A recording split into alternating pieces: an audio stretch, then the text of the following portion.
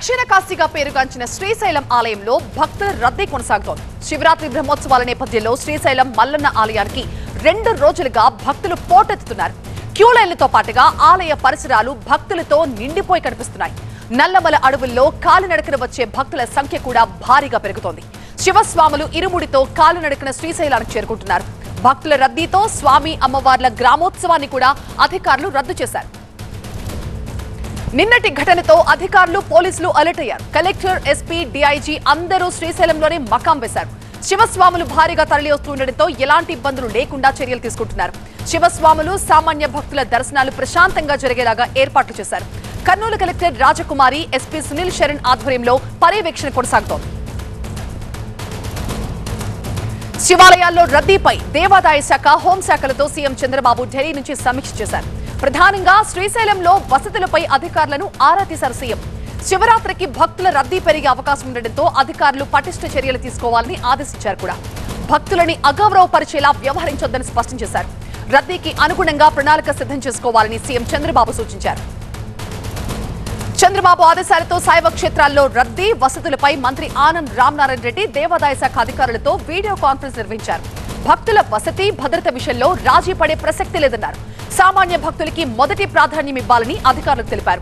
ఇక రద్దీ నియంత్రణ కోసం దేవాదాయ శాఖ అధికారులు ఇతర శాఖల అధికారులతో సమన్వయం చేసుకోవాలని సూచించారు.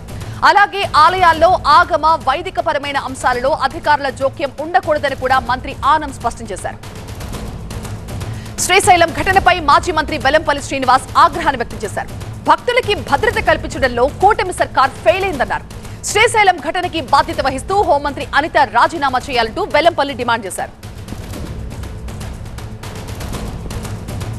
నిన్న శ్రీశైలంలో మాల వేసుకొని, కఠోర దీక్షతో మాల వేసుకొని వాళ్ళు శివుడి దర్శనానికి వస్తే పోలీసులతో లాఠీ చార్జీ చేస్తారా? ఇదేనా మీ ప్రభుత్వ పరిపాలన అంటే? శివస్వామిల్ని ఏ విధంగా కొట్టారు చూడండి. పవన్ కళ్యాణ్ గారు, మీరు దీక్షలు వేసుకుంటారు కదా, శివస్వామిని ఈ విధంగా కొట్టిస్తారా మీరు? అనిత గారు ఏం సమాధానం చెప్తారండి? మీరు పోలీసులను ఈ విధంగా లాఠీ చేయమని చెప్పి మీరు శ్రీశైలం భక్తులు రావద్దని చెప్తారా? హోమ్ మినిస్టర్ గారికి, అమ్మ మీ ఏఎస్పీ గారు లాఠీ చేస్తున్నారు కదా, లాఠీ చార్జ్ చేస్తున్నారు కదా, ఏం యాక్షన్ తీసుకున్నారు? నిజంగా చెప్పాలంటే బాధ్యత వహిస్తూ, ఈ తప్పుకు బాధ్యత వహిస్తూ, నైతిక బాధ్యత వహిస్తూ హోమ్ మినిస్టర్ రాజీనామా చేయాలి. అసోసియేట్ ఎడిటర్ ఈశ్వర్ ప్రస్తుతం లైవ్ లో జాయిన్ అవుతారు మరింత సమాచారంతో. ఈశ్వర్, బహుశా నిన్న జరిగిన ఘటన లాంటివి శ్రీశైలంలో గతంలో ఈ స్థాయిలో ఎప్పుడు జరిగినట్టుగా అనిపించట్లేదు. ఇవాళ చంద్రబాబు సమీక్ష తర్వాత ఏంటి ప్రెసెంట్ సిచ్యువేషన్ ఏంటి? అధికారులు ఎలా సమన్వయం చేసుకుంటున్నారు? ఖచ్చితంగా మీరు చెప్పినట్టు గతంలో శ్రీశైలంలో ఎట్లాంటి ఘటనలు జరిగిన సంఘటనలు అయితే చాలా లేవనే చెప్పాలి. అరుదుగా కూడా కాదు, చాలా మనకి ఎప్పుడు నోట్ అయిన, రిజిస్టర్ అయిన సందర్భాలు కూడా లేవు. కానీ ప్రస్తుతం రాష్ట్రంలో ఉన్న పరిస్థితి వేరు. రాష్ట్రంలో తిరుపతి లడ్డు కల్తీ న్యాయ వ్యవహారం తర్వాత దేవాలయాల పరిస్థితి చాలా సెన్సిటివ్గా మారిపోయింది.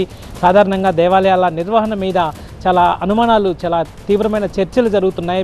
పూర్తిగా సోషల్ మీడియా వేదికగా కావచ్చు, లేకపోతే మొత్తం రాజకీయ పార్టీల వేదికగా కూడా పెద్ద ఎత్తున దేవాలయాల నిర్వహణకు సంబంధించి పెద్ద ఎత్తున చర్చలు జరుగుతున్నాయి. ఈ నేపథ్యంలో సాధారణంగా దేవాలయాలు అంటేనే ఒక నమ్మకం, ఆ నమ్మకానికే భంగం వాటిల్లింది, ఆ నమ్మకానికే భగ్నం కలిగే పరిస్థితులు రాష్ట్రం నెలకొన్నాయన్న ఒక భావన దాదాపుగా అందరి ప్రజల్లో ఉంది. ఇట్లాంటి నేపథ్యంలో, ఇట్లాంటి అత్యంత సున్నితమైన పరిస్థితుల నేపథ్యంలో మరొకవైపు హిందూ మత భావాలంటూ, ధర్మ పరిరక్షణకు సంబంధించిన అంశాలు దెబ్బతిన్నాయంటూ, మనోభావాలు దెబ్బతిన్నాయంటూ రాజకీయాలు కూడా వేడెక్కిన నేపథ్యంలో శ్రీశైలంలో చోటు చేసుకున్న ఘటన మాత్రం పెద్ద ఎత్తున సంచలనం కలిగించిందని చెప్పాలి. రాష్ట్ర దృష్టినంతా ఆకర్షించింది. ఎందుకంటే గతంలో ఇట్లాంటి ఘటనలు ఇట్లాంటి ఆస్పీషియస్ డేస్లో గతంలో చూసాం. తిరుపతిలో తొక్కేస్తాడు జరిగింది, సింహాచలంలో జరిగింది, శ్రీకాకుళం కాశీబుగ్గ టెంపుల్లో జరిగిన ఘటనలు అందరి కళ్ళల్లో మెదులుతున్న నేపథ్యంలో ఇంకొక సంఘటన దాదాపుగా నిన్న పెద్ద ఎత్తున లాఠీచార్జ్ చేయాల్సి వచ్చిందంటే అక్కడ ఆ రద్దీని నియంత్రించే వ్యవస్థల లోపం కారణంగా అక్కడ కొంత లాఠీచార్జ్ చేయాల్సిన పరిస్థితి. అదే సమయంలో అందరూ శివమాలలు వేసుకున్న వాళ్ళు, అనేక దీక్షలతో అక్కడికి వచ్చిన వాళ్ళు కాబట్టి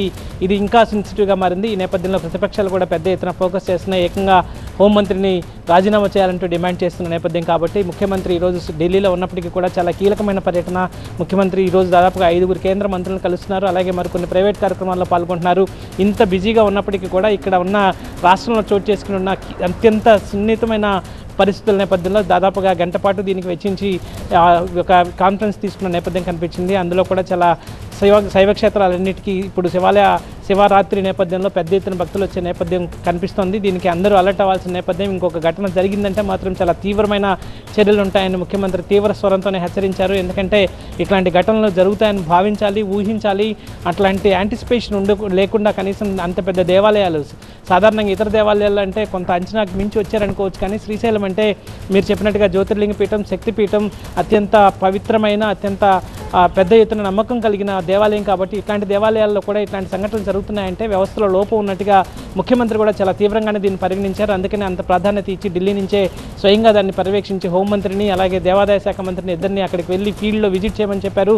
ఇంకొకసారి జరగకుండా అన్ని దేవాలయాల్లో ఇట్లాంటి సేఫ్టీ ప్రోటోకాల్స్ విషయంలో కాంప్రమైజ్ కాకుండా చేయాల్సిన అవసరాన్ని ముఖ్యమంత్రి స్వయంగా మరో వీడియో కాన్ఫరెన్స్ ద్వారా చెప్పడమే కాకుండా హెచ్చరించిన నేపథ్యంలో కొంత పరిస్థితి అయితే కంట్రోల్లోకి వచ్చే అవకాశం ఉంది. ఎందుకంటే రాష్ట్రంలో ప్రస్తుతం ఉన్న అత్యంత సెన్సిటివిటీ నేపథ్యంలో అన్ని శైవ క్షేత్రాల్లో చాలా పటిష్టమైన ఏర్పాట్లే ప్రస్తుతం చేస్తున్న నేపథ్యం. అందరి ఫోకస్ కూడా అధికారులు అందరూ కూడా శివరాత్రి నేపథ్యంలో అందరూ శివాలయాల మీద ఫోకస్ చేశారు. అదే సమయంలో భక్తులు కూడా చాలా జాగ్రత్తలు తీసుకోవాలి, పోలీసులు సహకరించాల్సిన అవసరాన్ని కూడా ప్రభుత్వం గుర్తు చేస్తున్న నేపథ్యం. అయితే ఈ వేదికగా మళ్ళీ ఒకసారి రాజకీయాలు వేడెక్కాయి. రెండు అధికార ప్రతిపక్ష పార్టీల మధ్య యథాలాపంగా ఆరోపణలు ప్రత్యారోపణలు చోటు చేసుకున్న నేపథ్యం అయితే కనిపిస్తుంది. Over to studio. Right Eeshwar, ప్రస్తుతం